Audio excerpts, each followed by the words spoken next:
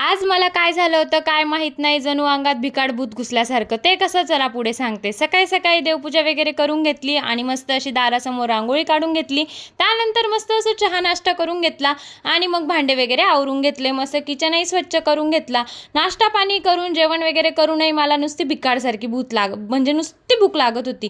त्या ठिकाणी मग मी नुसतं नानकटाई खाऊन घेतली, तरी माझं पोट असं म्हणत होतं अजून अजून अजून. किचनमध्ये आली, बघितलं मस्त असं डोस्याचं बॅटर उरलेलं होतं. म्हटलं चला आता याचंच काहीतरी बनवूया, काहीतरी काय डोसेस बनतील. मग काय त्यामध्ये छान असं एक कांदा कट करून टाकून दिला. त्यानंतर मस्त अशी लाल मिरची पावडर, थोडंसं मीठ ॲड केलं आणि मग छान असं एकत्रित करून घेतलं. त्यानंतर या ठिकाणी तेल लावून मस्त असं तावाही रेडी केला आणि त्यावरती मस्त असे ना छान छान असे तिखट डोसे बनवून घेतले. म्हटलं चला आता पोट काय ऐकत नाही आहे, काही ना काहीतरी खाल्लंच पाहिजे. मग काय मस्त अशा छान असे डोसे करून घेतले. त्यानंतर एवढं सगळं करत नाही तोपर्यंत आमच्या मॅडमच तयारच होत्या. मग काय मॅडमचे थोडेफार लाड केले. त्यानंतर म्हटलं चला आता तू उठली तर तू पण खाऊन घे. तुम्हालाही कधी कधी अशी भिकाड भूतासारखी भूक लागते का, मला नक्की कमेंटमध्ये सांगा. आणि हॉलमध्ये मी असं काही मस्त असं डेकोरेशन केलं होतं. याचे लाईट्स खूप छान अशा ब्लिंक ब्लिंक करतात. नाईटला तर खरंच खूप छान वाटतं.